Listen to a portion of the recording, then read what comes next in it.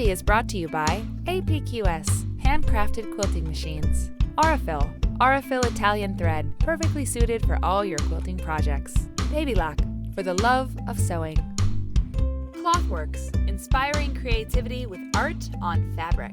Hovels Sewing, when you need to cut it close, choose Hovels. B&B, our fabrics, your lifestyle. Quiltology, the urban quilt space. Quilty. Hey, and welcome to Quilty. You know, you can't make a quilt without thread, and it's high time we learned a little bit more about thread. You asked us questions on Facebook, and we're going to answer those questions on today's episode. So, you know, a lot of you right now happen to be looking at a computer screen. That's right, because Quilty is online. It's an online show. And so we know that the quilters who watch this show are technologically savvy. And of course, I love texting as much as the next person, and I love, you know, gadgets. And Caesar, actually, our sound guy, hi Caesar, he's up there with the microphone. He has an iPad, and so we thought we would actually use his awesome iPad today on this episode because the thread questions that we asked you on Facebook. And so I've got those questions right here and answers from our thread expert, Alex Veronelli from Aurifil Thread. He answered all these questions, so you know that these are really coming straight from the thread source. So let me get right to these questions about thread. You had great questions. We only picked 5. So the first one I'm going to start with comes from Cheryl Arjamand, and she asked the question I think most people, it's the first question they ask about thread, and that is, how do you know what weight of thread to use? Can you mix the two different weights by using one weight in the bobbin and another one on top? And Alex says, always use 50 weight for piecing. Now we could get into what weight means and how they determine what the weight is, but it's not really that important, not right now. All you need to know is that 50 weight is perfect for patchwork piecing. If you're doing a quilt, you're just starting out, 50 weight is what you're going to want to use. And that's because it will disappear into the seam allowance and you won't even know that it's there. It's a really perfect thread for piecing. For quilting, you can use different weights, 50, 28, 40. There are different weights when you're actually doing the quilting. And at your quilt shop, they can help you find the perfect thread for your project. But really, if you're just doing your first few quilts, you're not doing machine embroidery yet, 50 weight is going to be a great weight for you to use and start with. So 50 weight is really the best one. And Alex says that you can use the same in the bobbin, and you probably should, and the same color in your bobbin and in your top thread, but you just want to make sure that the tension is balanced no matter what you do. Okay? And that brings us to our second question about thread, which is about tension. And that question comes from Martha Rogers Hennigan and Brooke Kunkel. They both had the same question about tension. And the question was, you know, should you adjust the tension for different thread weights, especially if you're using clear thread? Sometimes that can really make a difference because it's made of a different material than cotton.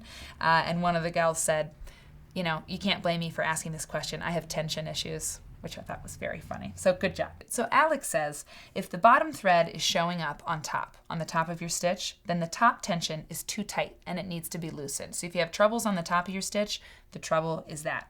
And if the top thread is looping on the bottom, if you have thread goobers underneath, he says then the top thread more than likely is not between the tension discs. So you need to rethread and make sure that the foot is in the up position. That's always really important when you're threading your machine. We've talked about that on Quilty. Alex also says if the top thread is showing on the bottom but not quite so badly loopy, then the top tension just needs to be tightened slightly. But you know, I've talked to other sewing machine experts and thread people and quilters about this, and more often than not, you don't need to mess with the tension too much. If you have great thread, then you're gonna be okay. So ask your sewing machine dealer if you ever have a question about that. Another question that we have 3 other ones to get to, and they're a little bit shorter, but they're really, really good. Margie Campbell asks, what's the best way to store thread in a dry climate? And Alex says that, first of all, the thread that he works with, Aurifil thread, which we love, is individually wrapped. And if your thread comes individually wrapped, it will last a very, very long time. So this thread, you see, is in its own little package. And Alex says that if it's stored like this, then they will not have any problems in a dry climate or coming from your grandmother's drawer. Of course, we can figure out that for most thread users at home, spools will be unwrapped and partially used. And if that's true, then the ideal temperature for cotton thread is about 68 to 70 degrees Fahrenheit and about 60% humidity. So if you're more dry than that or hotter than that, it might change how you want to store your thread. Maybe you need to get like a humidor, like a wine cellar for your thread. Our fourth question comes from Delia Melgoza, and she says she inherited a whole bunch of thread from her grandma, and she didn't know if it was too old to use. And Alex says when you can't get the ideal temperature for and humidity for your thread, most of the time the problem isn't the cotton itself, but the lubricant that they put on the thread. That's what starts to break down. And so if you see breakage, it's probably because the lubricant has worn off. And he says you get about 20 years, older than about 20 years, that thread is probably not going to be so good to use. So I would suggest use it as decoration. Put it in a little basket, put it somewhere in a different way in your home. Maybe not the quilt because it might break, okay? And our last question comes from Christina Wood, and she asks, how much thread do you buy for a project? It's a great question. How do you know how much thread? And Alex says he recommends buying 3 large spools for piecing, a light, a medium, and a dark. I'm going to put, now this may not be the right weight, but we'll put a couple spools up here to show you the colors. So he says, buy 3 large spools for piecing, a light, a medium, and a dark gray or brown, and this will last for a number of projects. And then for quilting, choose 1 large spool of variegated for the project. Variegated thread looks like that. It's got a whole bunch of different colors in it, and that gives you a really interesting texture across the quilted top because the thread changes color as you go, and that will yield a twin size quilt with relatively dense quilting or a larger quilt that's not so densely quilted. So that'll really go a long way.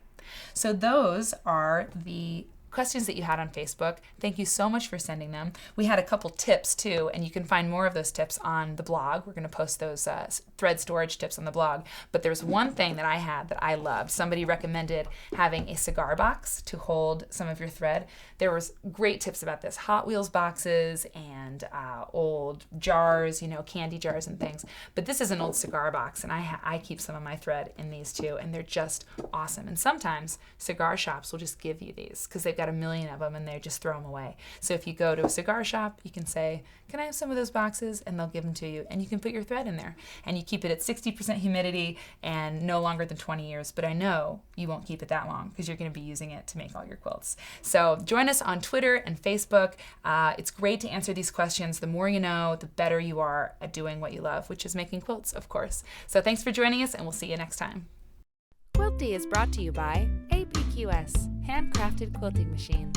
Aurifil Italian thread, perfectly suited for all your quilting projects. Baby Lock, for the love of sewing. Clothworks, inspiring creativity with art on fabric. Hovels Sewing, when you need to cut it close, choose Hovels. B&B, our fabrics, your lifestyle.